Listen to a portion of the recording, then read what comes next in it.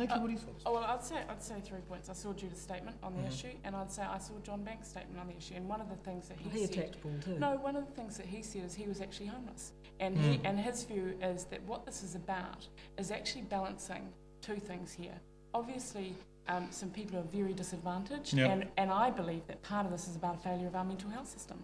That's pretty fair, isn't it? But some people who are mentally ill also have choices. Part of it is a failure of our mental health system, and what we have to balance here is the safety of the public. And there are incidents, as I understand it, that, excuse me? Where? Well, from what I understand from my discussions actually, with people in the council, I went and talked to people in the council, that there are incidents where people believe that public safety is at risk. No, it's not. What we have to balance here moving forward, and I agree with Judith that this attack the most vulnerable. Nikki. No, it's not attacking the most vulnerable. No, I'm saying it's be balancing. Scared of them and let me finish. Is that a perception thing? Let me finish. Yep. What you must take into account moving forward is firstly balancing two things. Both our most disadvantaged, their needs, and whether their mental health needs, whether their housing needs, with certain issues, and some of them may be perceived, but some of them are real in my belief. A cheap shot. No, it's not with public safety. No, it's not.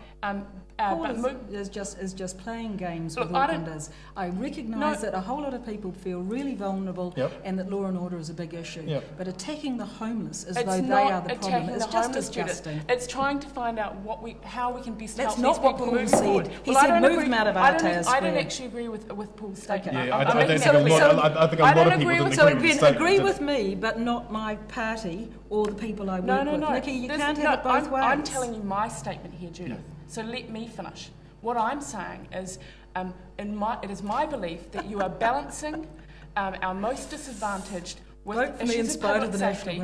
But you have to find, if you are going to be moving people out of the city, you have to find somewhere safe and a perhaps they should go to Onehunga where that nice Paul lives. No, the issue at the moment is no one's actually talked about where is a safe place for these people to go. What about the inner city? Well, decent housing in the inner city. Let's talk further a little bit about John Banks, Auckland Mayor. We've had him on this show tell us that he cares more about Antarctic penguins, Middle Eastern donkeys, and chained bears than he does about the welfare of some people. How do you work with a man like John Banks on the issue of the homeless? How do you work with him?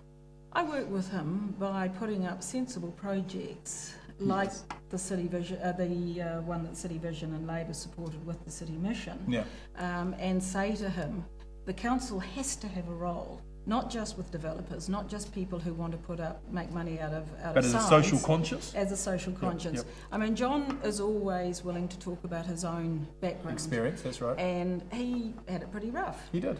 I also have heard John say that the Labour government is the best government that Auckland has ever had. He has said that. In terms of all of the development that we've done.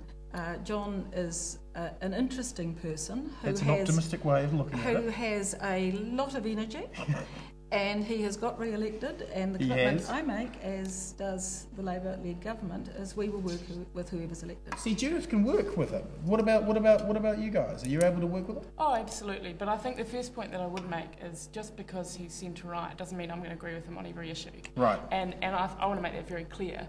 I'm my own person, and at the end of the day, I think he's a very hard worker.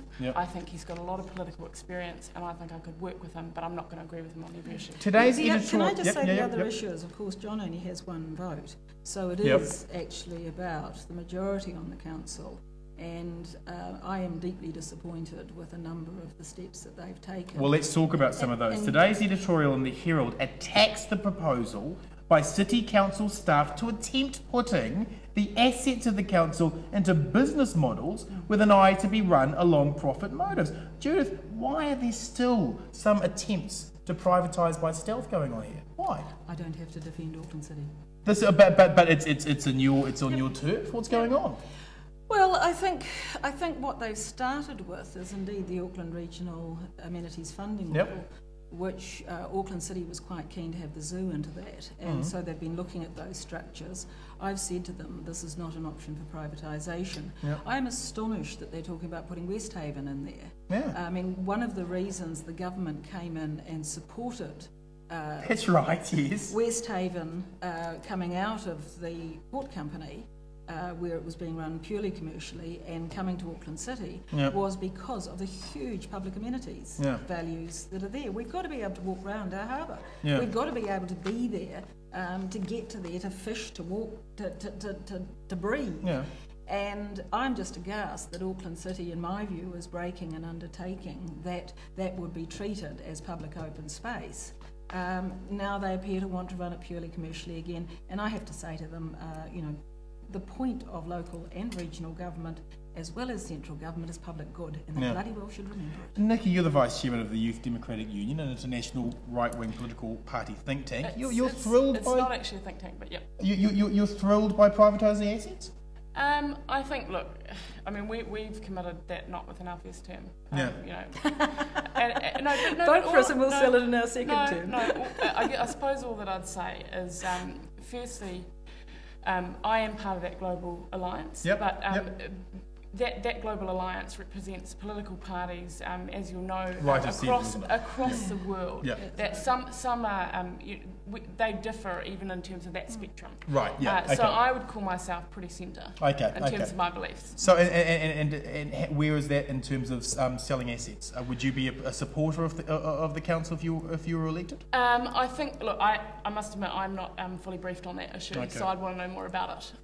Judith, you were the Minister for Auckland, and then Helen abolished that portfolio and gave the task of working out Auckland's governance problems. But sent me a letter saying, please keep doing all this stuff. Of course. She and Michael Cullen were just bored by the silly questions in Parliament. I'm sure they were. You and some of Auckland's mayors announced a radical plan to restructure Auckland, and it had to be retracted shortly afterwards because it was done without consultation. What is your view of the Royal Commission restructuring suggestions so far, and did you mismanage your proposal?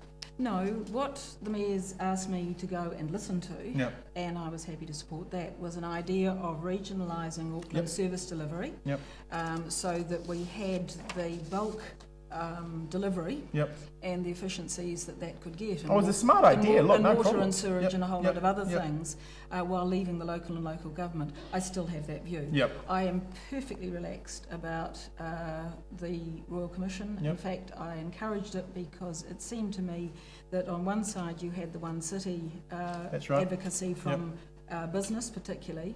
You had some councils taking away local power from community boards.